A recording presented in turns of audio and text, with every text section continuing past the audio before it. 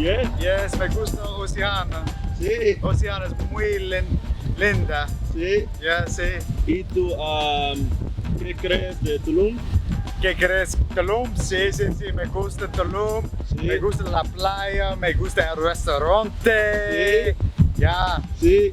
ya vivo en la Tulum. ¿Vive la Tulum? Let's go. Sí. Vámonos. Vámonos. Vámonos Tulum.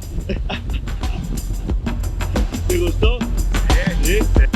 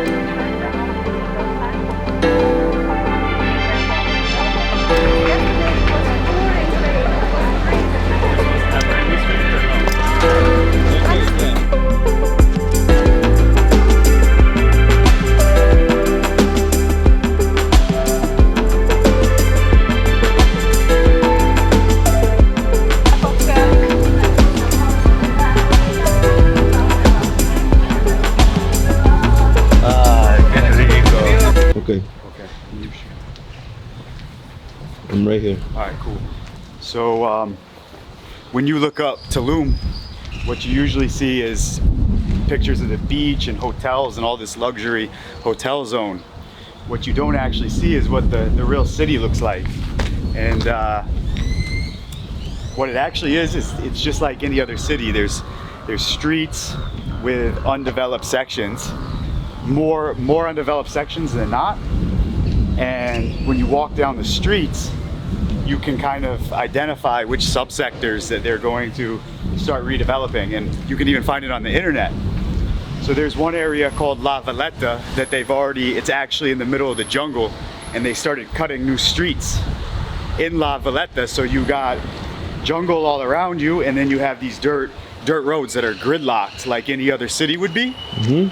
So what you can do in that situation is find a lot, or even easier would be to find a developer who's developing a lot, and you can kind of pick out which section of La Valletta you think is going to be on the best uptrend. What I actually like is if you walk around the town of Tulum. This is Tulum town. You can see they have storefronts. These are tiendas, or stores. And then right there you have a lot, and you can identify which one of these little subsectors has the most potential and kind of lock in on what you want around that.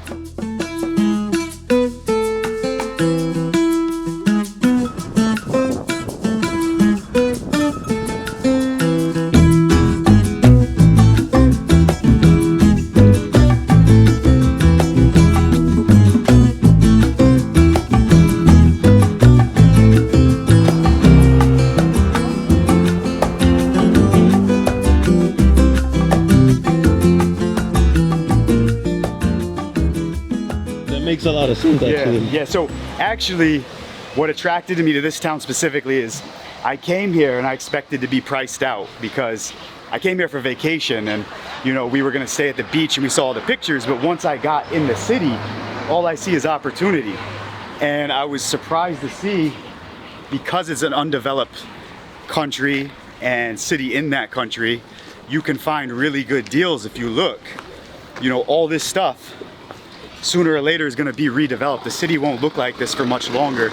And developers are coming in and they're finding lots, and they're identifying which neighborhoods they want to anchor their hotels. So what they'll do is they'll put in either a hotel, a restaurant, a gym, something. They'll put in a big complex, and they'll anchor a neighborhood around it. Then they'll brand that complex, and smaller guys or smaller developers will come in and develop around the anchor to that brand. And that's how you get a little subsector city. So in New York, you see it all the time. I think in New York you have, you know, Hell's Kitchen, and Greenwich Village, and like there's a bunch of them. I'm not really, you know, familiar with all of them. But in Tulum, you have Holistica, that's up and coming. Then you have Pueblo Tulum, which we're in right now. I love Pueblo Tulum. And then they're cutting a new street called Fifth Ave. And Fifth Ave goes right through the jungle. So there's nothing on Fifth Ave. And that's the one that we're gonna be looking at a little bit later. I found it. It's located directly across from La Valletta, which is the Holistica. It's yoga, health. Digital nomads are going over there, and they're starting their businesses over there. And then it's also vertically connected to Pueblo Tulum, which is all the restaurants and where people go to shop. So I think that this section has a ton of potential. Right now is nothing but jungle. So that's the risk. You know, you can get in for cheap right now because you're early to the party, but you're gonna be buying something that's in the middle of the jungle with nothing else around it, and that's the risk that you're gonna take. I see. Yeah. I see.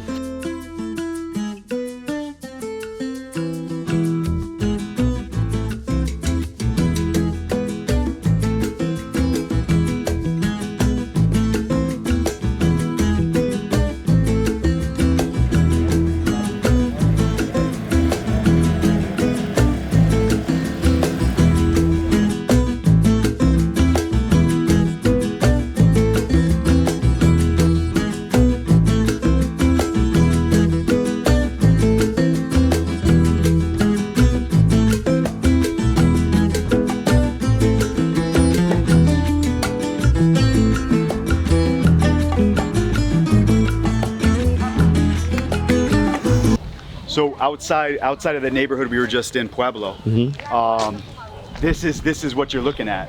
You come out here looking for opportunity, and this is what you find. You find these roads that are just brand new. The trees have just been plowed. They're not even paved yet. And now you can see what I mean by the water being, the water is like a barrier that you have to get past. Not all of these streets have great water access, and they're still cutting the pipes in and building the city. So you come out here and you have to sift through these neighborhoods that are very tranquil and peaceful, and this is kind of where you want to be. But now there's other factors you have to look at: the fiber optics, the access to, you know, modern day living. Are people going to travel out here, and are they going to enjoy being at your place that's often this obscure jungle neighborhood? Or have you bought something that's too far away from everything else and they feel secluded? Because people like to come out here and they like to party, but they also like to come home to a peaceful place.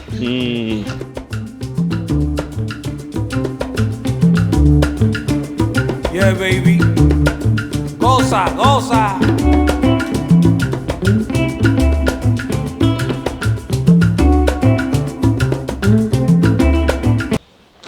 In the jungle, where they then put their hotel. So the developer came here, he blazed the trail. There was nothing here. He cut the road in from Pueblo into Holistica, his hotel, and then he cut this street, which you can see he was smart enough, he's a very good developer obviously, he put a streetscape here.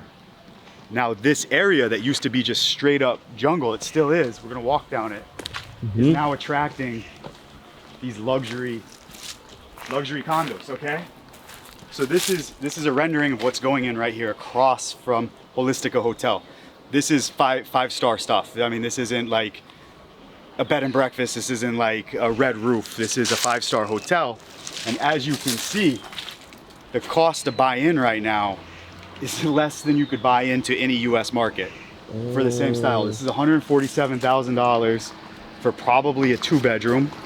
Right here you see the Holistica Hotel. Then they have a rendering of their development. So this guy anchored the neighborhood. The neighborhood started buzzing because people, millennials, loved coming to this Holistica, and it's more, when you anchor a neighborhood, you can't just have a hotel with a pool. It has to be a hotel that offers other attractions. Sabroso.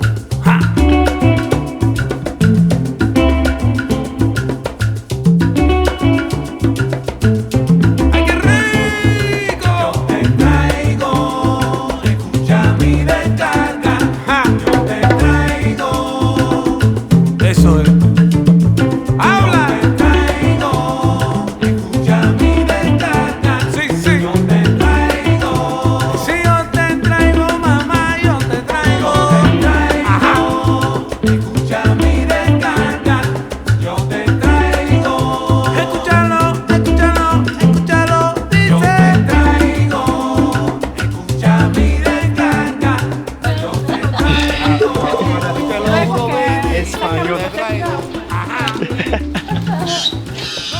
Okay, so basically I think it's important we start here because you can see like the master map for the whole project, okay? So right now we are basically here where this tree is, more or less, okay? So this place next to you, they are digging the place for the foundation for this building, which gonna be just the apartments, okay? And then next to it, the building which gonna has the stores in the bottom, and then or the places for stores in the future, and the apartments. So the main entrance, it's gonna be right up here, which is almost next to the corner with the street over there and with the Fifth Avenue. Fifth Avenue. Fifth Avenue here. Fifth Avenue here. Fifth Avenue here, okay. So this is the same way, it's put the same way like you're gonna have all the buildings built, okay? So in your case, you have the third unit here. So it's 1, 2, 3. This is your unit with the tree in front, okay? In this maquette.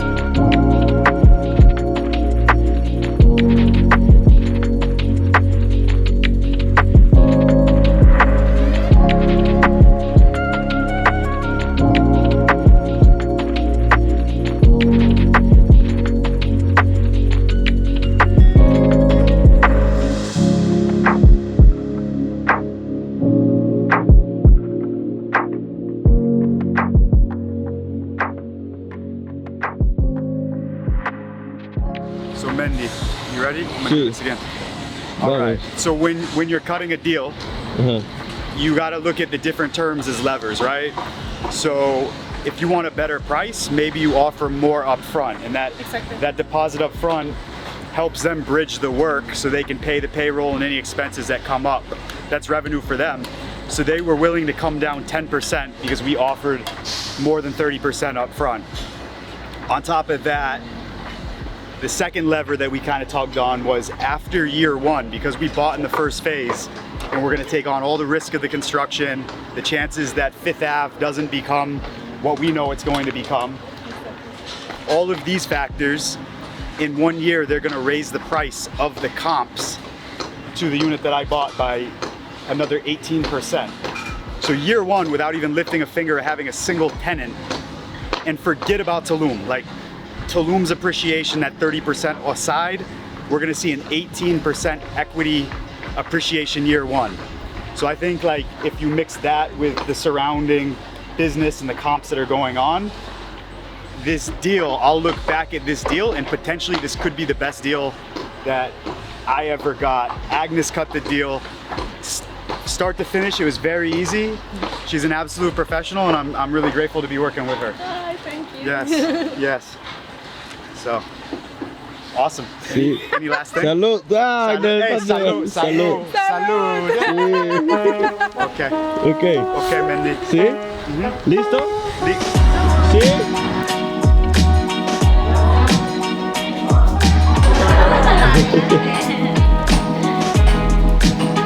They were like, it's this, it's that. I looked on Google, I couldn't find it. What is the name of the tree?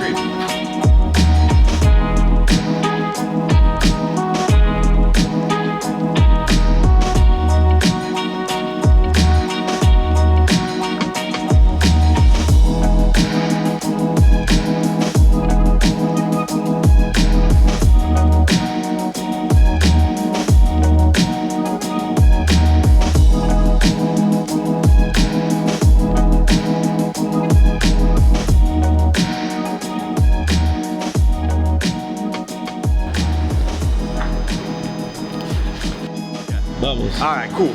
So forget like all the investment talk, like on some nitty gritty, rehabbing, creating wealth, building wealth type stuff. I would love to be the guy out here in Mexico creating the value, right? I'd love to be the guy in Pueblo bringing that block up and really forcing appreciation. But the most important thing with rehabbing when you're gonna go out of market, and I learned this, is it's almost impossible to get traction. You can't get moving until you have a headquarters. You need a place where you can come out and you can do the necessary market research without having to buy hotels, without having to be stressed out, strain yourself financially and physically from the hustle and bustle.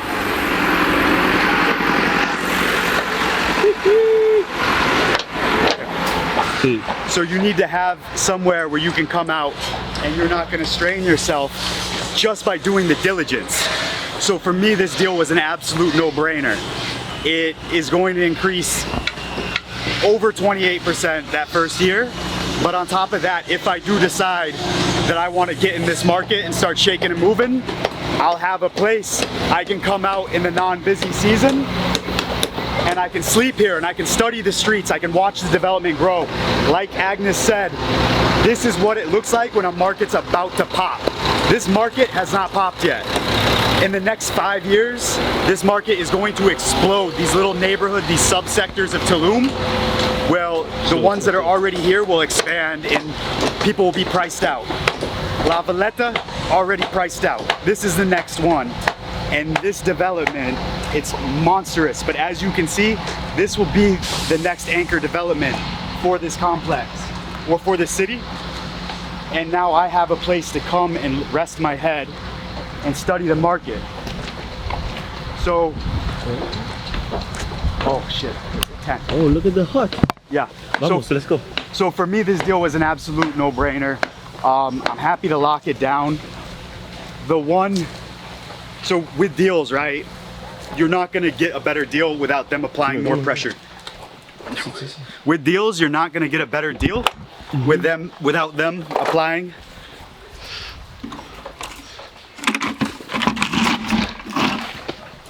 So when you're looking for a better deal, right, and you want to pull on the levers, you want to get a better price or more time or whatever it is, when you pull one lever, you're going to have to give something. You can't take without giving. So with this deal specifically, I offered more cash up front. I have an idea where the cash is coming from, but I have to get back home and actually close it. But I offered them more cash up front. So the pressure that they're going to apply on me is they want the money like yesterday.